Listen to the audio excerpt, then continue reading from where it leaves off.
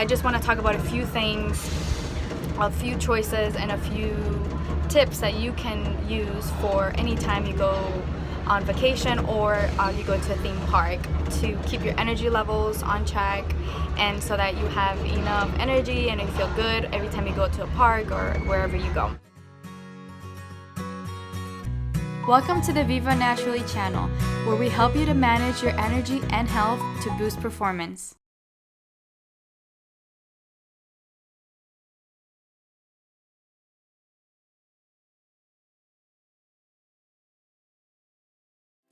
Hey guys, so I'm doing this quick video from Busch Gardens. I'm still here and I'm loving it. We've had a really productive day. We were able to get on all the rides, and we're actually going back to the main entrance to the garage because we're pretty much done with everything. It's been really nice, a beautiful day weather. It's spring now in Florida, so it helps a lot. It's not too humid, and if you plan to make a trip down here for any theme park or vacation, I recommend to do it during this time.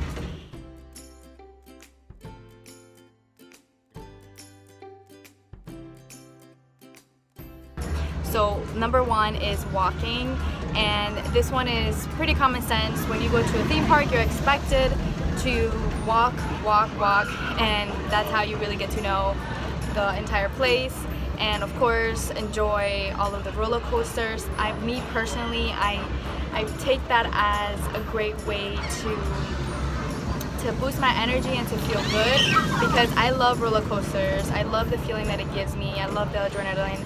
It releases good hormones, and so for somebody who likes them too, enjoy them. And especially if you go with people that like them too. If you are afraid of roller coasters and you don't like rides, that's totally fine. Find something else that you like to do and enjoy that too. Be in the moment.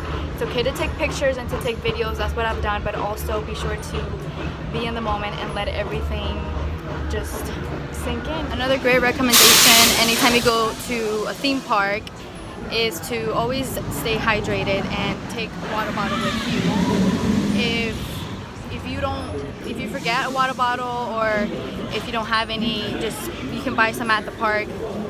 Just be mindful that the prices are higher than normal, so if you want to be prepared, you can bring some water, and remember to drink, because if you already feel thirsty, that means you're already hydrated, so you want to avoid it, and that's going to give you more energy for sure. Also, you can pack some snacks, some light snacks. Take a little bag with you, or a pouch, whatever. If you don't want to carry a purse or something, you can carry something light, and you can put it in a locker. Sometimes theme parks have lockers, or if not, then just take it with you. And some of the things, for example, I can show you pictures of what I took here to Busch Gardens, but usually they're things that won't perish, and they're good to consume at any time, and they won't go bad because they're not refrigerated. So for example, nuts, seeds, trail mix, granola bars, and of course try to have some that are not too processed. I like flour bars. My favorite one is banana chocolate. I tried it today for the first time and it was really, really good, so I recommend that. It tastes like banana bread, and I love banana bread.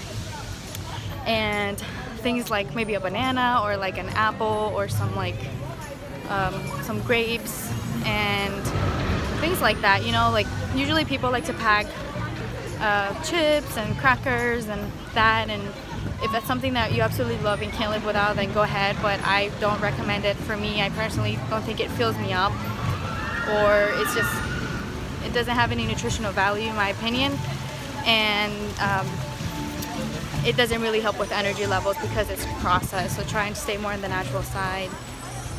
And I'll give you some examples. I'll put pictures and clips of what I'm talking about.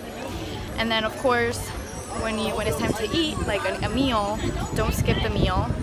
Just because you are and about and you have a lot of things to do at the theme park and you want to catch other rides and do other things, that's not an excuse to skip lunch or dinner or breakfast.